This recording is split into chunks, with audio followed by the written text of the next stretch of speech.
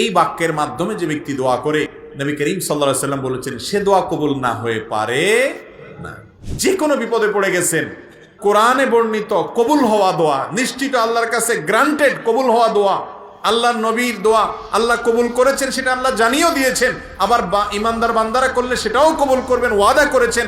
শুধু তিনি ওয়াদা করছেন তা নয়, নবী করিম সাল্লাল্লাহু আলাইহি সাল্লাম বলেছেন আল্লাহর কোনো বান্দা যখন কঠিন বিপদে, কঠিন মুসিবতে, রক্ষার যখন কোনো পথ খোলা নেই, দেয়াল যখন পিঠের সাথে লেগে গেছে, এরকম সময়ে আমরা দেখেছি আল্লাহর একজন নবী ইউনুস আলাইহিস সালাম আল্লাহর কাছে কিছু বাক্য বলে প্রার্থনা করেছেন।